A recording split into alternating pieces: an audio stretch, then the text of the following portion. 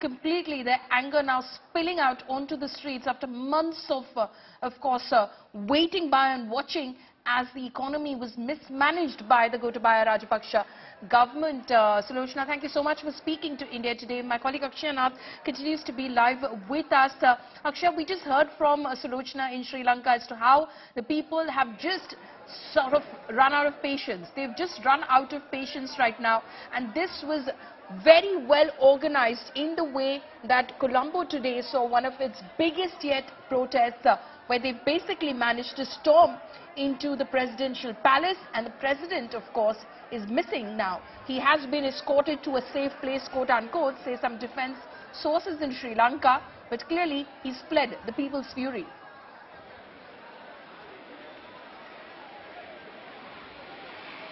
Well, Pauline, when we see the people's love for their leader, we saw how Gotabaya Rajapaksa was elected as the president with a huge majority. And the same people's anger, the fury, when it's converted, we're seeing how the president has had to flee from his official residence. And we don't know where the president is right now. His whereabouts are something that is not revealed yet. But what we have seen is 7 months of piled up anger. As just like how Sulochana was saying, several of the Sri Lankans have been suffering because of inflation, because of the economic crisis. The raw materials are not available. Basic necessities like even medicine has been unavailable to people. People have been dependent on electricity, and when they're dependent on electricity for even cooking, electricity shortage is there. So, you know, the country has been reeling in one of its worst economic crises since its independence.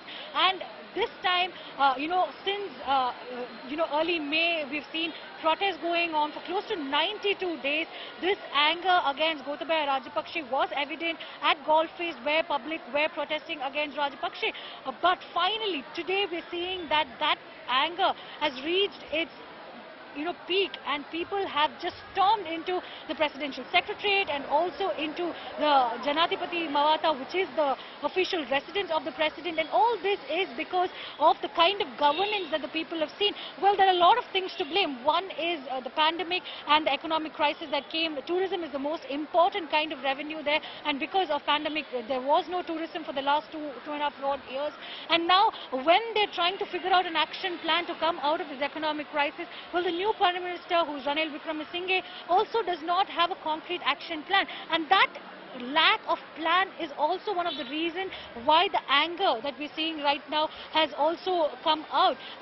Despite all these curfews that the government was trying to impose on the people, today at 8 a.m. in the morning, once that curfew was lifted, we've seen hundreds and thousands of people thronging across Colombo city. All the major roads of Colombo is filled with people, and the kind of action by these people inside Gotabaya Rajapaksa's residence is also a reflection of the anger that they have towards the president.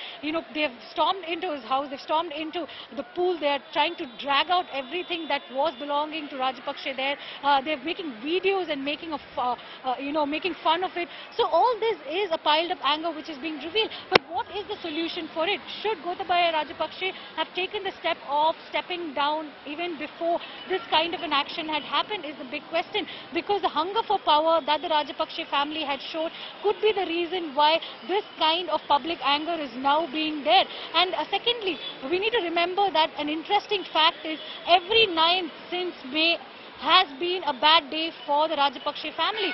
On 9th of May, we had seen Mahendra Rajapaksa had resigned. On 9th of June, we had seen the finance minister, who was Basel Rajapaksa, another sibling of the Rajapaksas, resigning. And today, on July 9th, we're seeing one of the massive outbreak of anger by the general public there. And we're seeing that right now, the government is in a standstill. Ranil Wickremesinghe, the Prime Minister, has requested the Speaker to call for a special meeting of senior leaders of all the political parties. And at the same time, we're seeing at 3 p.m. today, there will be a meeting which has been organized by Sajid Premadasa, who is the opposition party leader as well.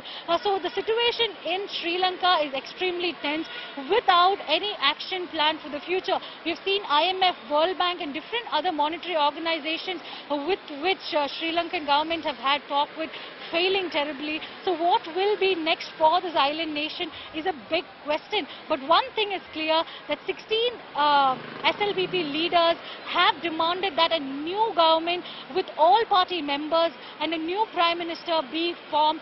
So that is one major demand that we're seeing from at least the elected representatives. But as far as the general public is concerned, anger is towards every other politician as well, because we had seen how Samagi Jana, they are one of the main opposition parties in Sri Lanka, which is led by Sajid Premadasa. Their representatives had gone to the protest site today, but he too was dragged out there. People were seen throwing water bottles at him and, trying to attack him in a way, and officials had to drag him out of that facility to see the safety.